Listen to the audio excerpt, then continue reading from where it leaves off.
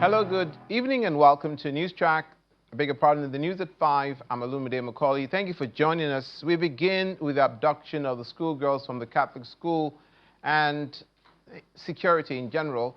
The Christian Association of Nigeria has stated that it has not received any official notification from the government regarding the reported release of the 100 students who were recently abducted in Niger State. Now, in a statement today, the chairman of the association, Niger State Chapter, Bishop Bulus Yohana, noted that it would have been good news to learn of the abductees' freedom. However, no news of their current whereabouts has been delivered to the grieving parents and the communities. Bandits on November the 21st, 2025, attacked the St. Mary's private Catholic primary and secondary school in the remote community of Papiri, abducting 303 students and 12 teachers. In the immediate aftermath, 50 pupils escaped within the first day and were reunited with their families. Last week, the National Security Advisor, Nuhu Ribadu, visited the school, assuring the authorities and parents that the abducted children would return safe and sound. Meanwhile, the Adamawa state government has imposed a 24-hour curfew on Lamodi local government area and the surrounding communities following renewed attacks on Bachama community allegedly carried out by members of the Chobo community. According to local sources, the violence erupted on the night of Sunday, December the 7th, 2025, when heavily armed attackers invaded Waduku, Riganje, Tingo, and nearby settlements, overwhelming those areas. According to the reports, the attacks are coming less than a week after the Adamawa State Governor Umaru Fintiri convened a security meeting with the two communities with a view to brokering peace. Following the renewed attacks, the Commissioner of Police, Adamawa Command, CP Maurice Dankwambo, has deployed more operational assets to the affected areas to monitor and enforce compliance. He appeals to the people to avoid actions that are capable of further disrupting the peace and security of the area.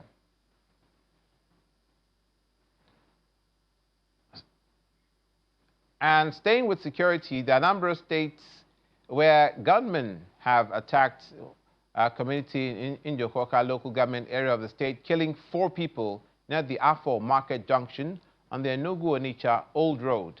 The attack, which occurred on Sunday night, December the 7th, 2025, has left the community in shock and panic. Eyewitnesses say the attackers dressed like commandos and shot indiscriminately, which led to multiple casualties, with 4 persons dead while others fled for safety. The Anambra State Police Command, in an official statement, described the violence as a cult-related attack. According to the Police Public Relations Officer, Tochukwu Ikenga, operatives of the command attached to the Special Anti-Cult Squad had 4 days earlier, acting on intelligence about a planned rival cult confrontation, arrested 2 dangerous suspects and recovered a firearm, and the suspects have been helping with information to prevent further attacks within Awka environs. Mr. Ikenga says despite the proactive efforts by the command operatives, however, some members of the same gang operating in a black Lexus Jeep stormed Afo Market along Enugu-Onitsha Road, opened fire indiscriminately. The violent attack resulted, as we have just reported, in the death of 4 persons, after which the assailants fled the scene. State Police spokesperson added that the command is already acting on information to ensure the perpetrators are brought to book.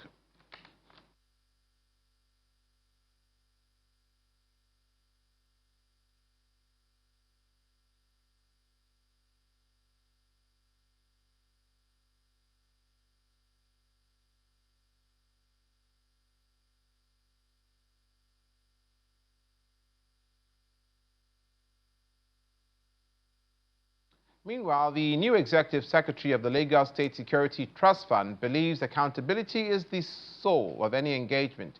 And speaking during the maiden interactive session with journalists, Mr. Ayo Ogunson explained that the time is ripe for the fund to begin to take stock and monitor interventions that have been given to security outfits in Lagos State.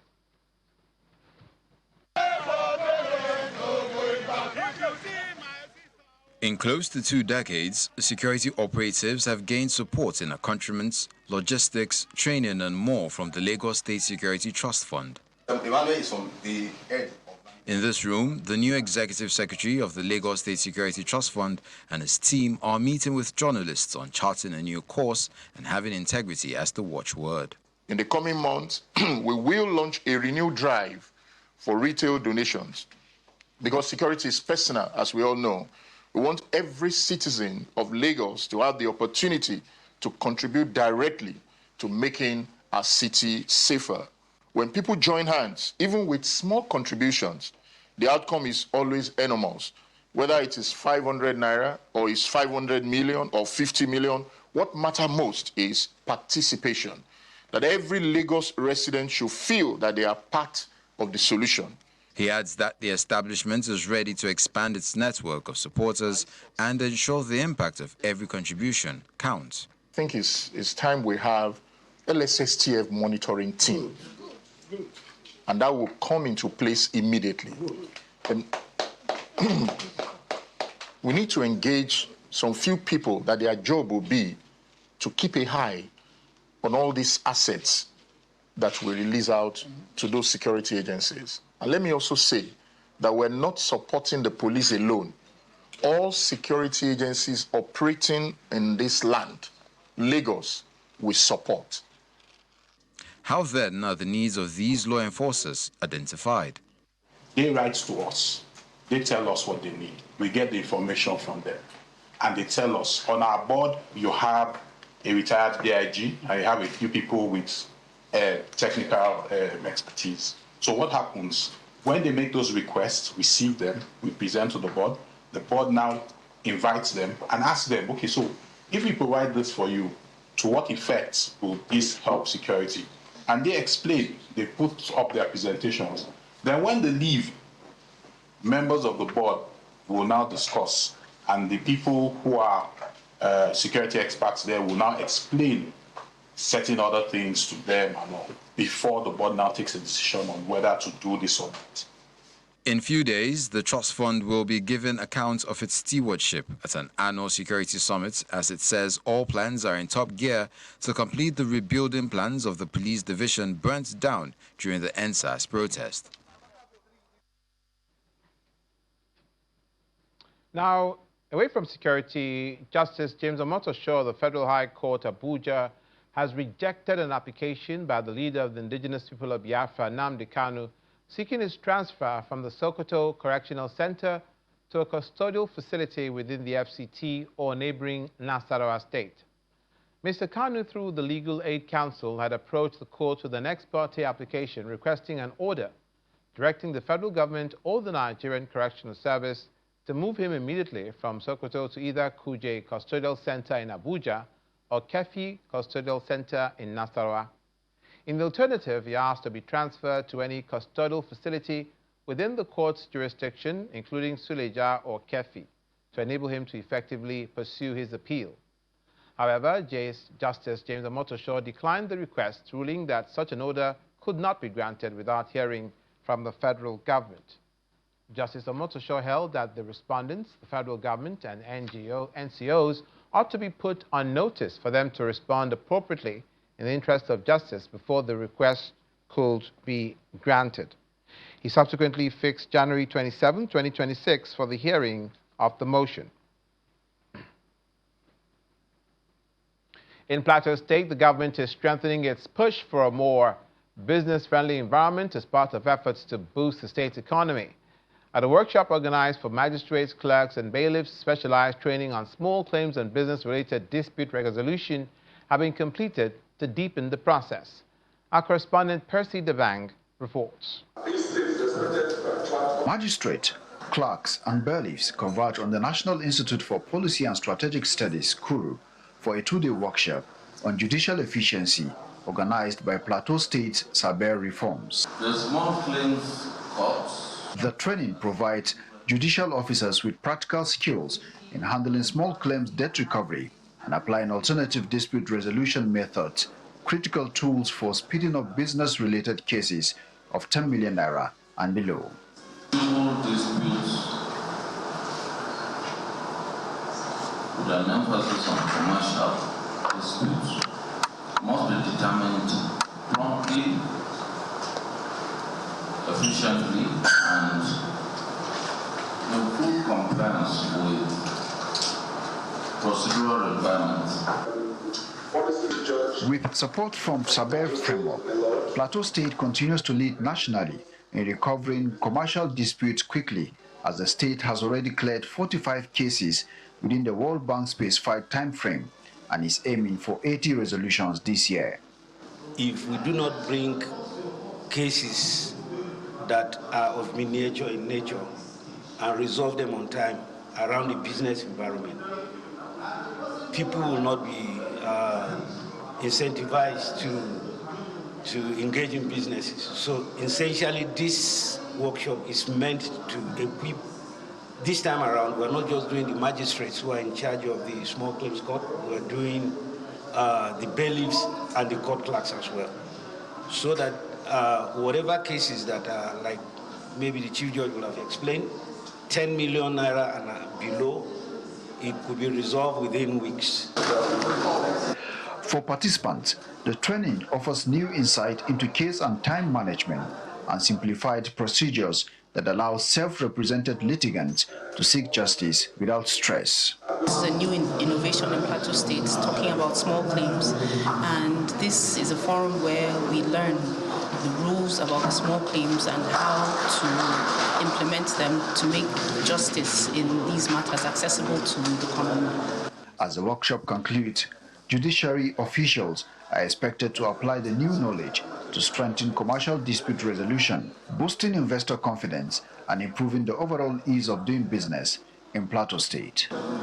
Percy Dabang, Channels Television News. In Yenagoa, the Bayelsa State capital, distinguished lawyers and champions of vulnerable groups have convened for the 2025 FIDA Law Week, hosted by the Bayelsa State chapter of the International Federation of Women Lawyers. This year's theme carries a compelling call. Justice should never be exclusive but accessible to everyone, particularly women, children, and all those in need of protection. In Yenagoa, the 2025 FIDA Law Week has drawn judges, magistrates, lawyers, and human rights advocates together to shine a light on barriers faced by vulnerable Nigerians. This year's theme, Access to Justice for Vulnerable Persons, focuses on women, children, the elderly, and the poor, who often remain shut out of the legal system. For us at FIDA Bayelsa, this Law Week underscores the importance of a legal community that not only interprets the law, but also protects vulnerable, promotes gender justice, and upholds human dignity. As we face new and emerging challenges from digital violations to systemic inequalities, our collaborations as legal practitioners become even more critical. The Nigerian Bar Association uses the platform to expose systemic gaps, from delayed processes to financial hurdles that strip many Nigerians of their rights. There is no access even to retributive justice. Generals die on the field and then it ends there.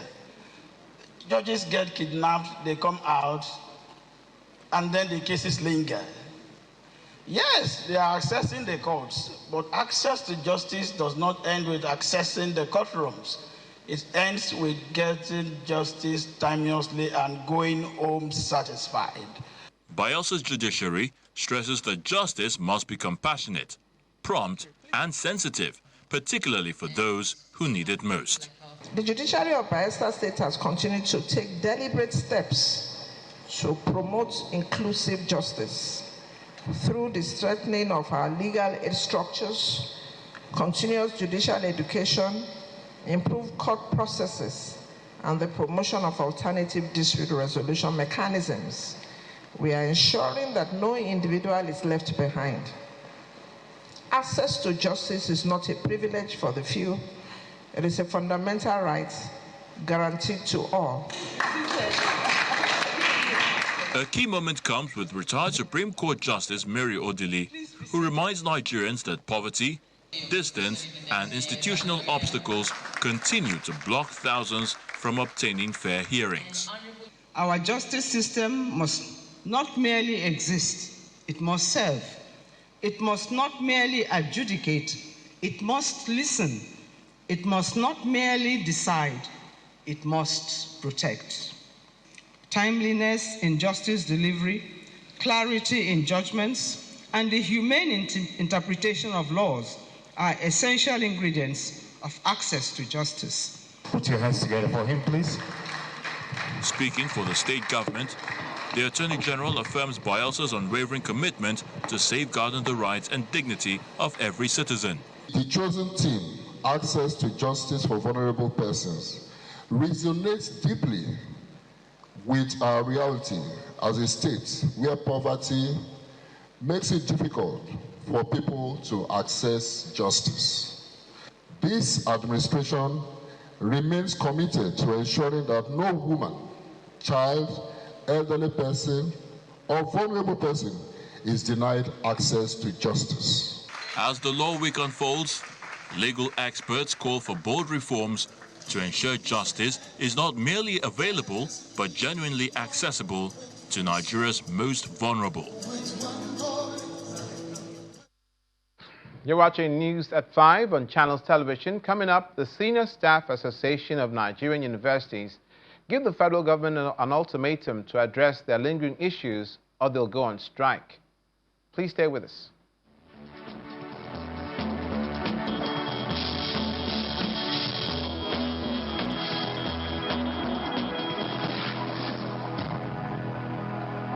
Welcome back. The members of the Nigerian Association, the Senior Staff Association of Nigerian Universities, have given the federal government up till the end of this December to address all lingering issues, including the renegotiation of the 2009 agreement or risk nationwide industrial action. The decision to give the federal government up till the end of December 2025 is part of the resolutions reached at the National Executive Committee meeting held at the University of Jos at the weekend. The president of the association, Mr. Mohammed Ibrahim, told journalists that the delay in responding to the demands is frustrating as universities' non-teaching staff can no longer cope.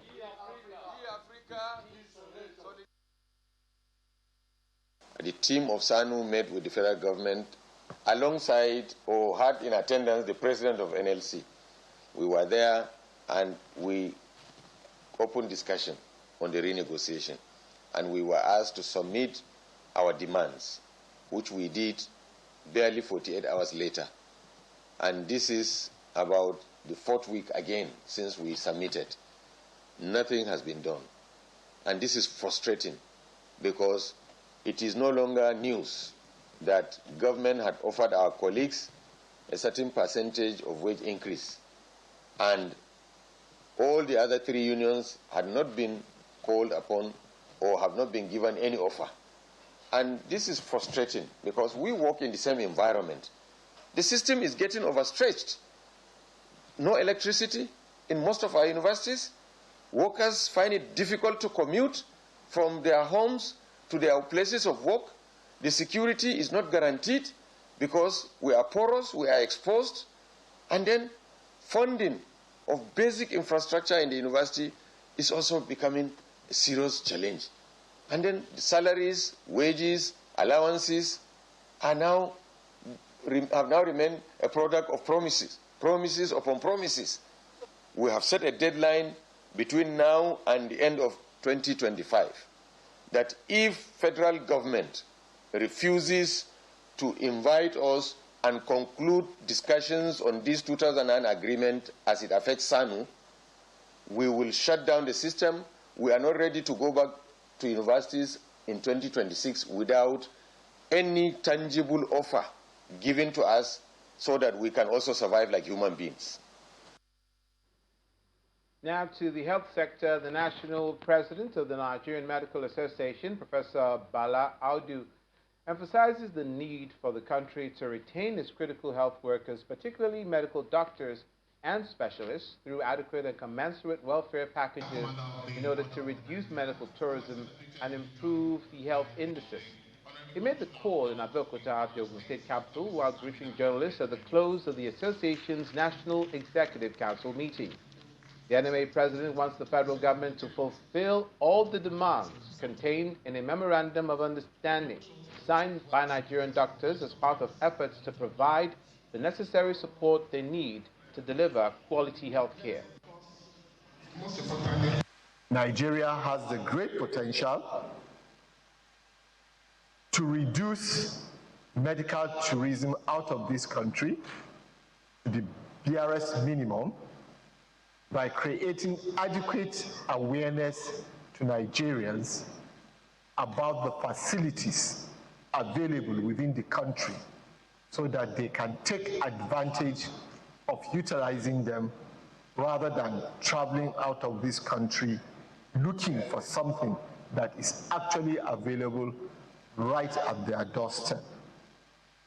Beyond that, we also have the potential to actually bring inflow of both financial and other economical benefits to this country by revising medical tourism in favor of this country, by exploring what is available around the rest of the world in terms of letting patients in other parts of the world know and be aware of the services that are available in Nigeria, so that in the same vein that currently Nigerians are going to other countries seeking for health care, the nationals of other countries can actually come to Nigeria to seek for health care.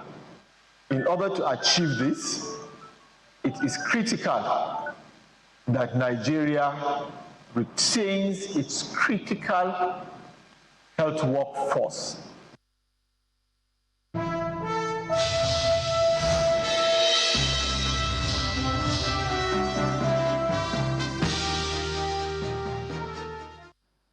Finally, welcome to Business News. Nigeria's gross forex reserves have hit $45 billion this month after sustaining its accretion for the 19th consecutive week, and that's according to the latest data from the central bank.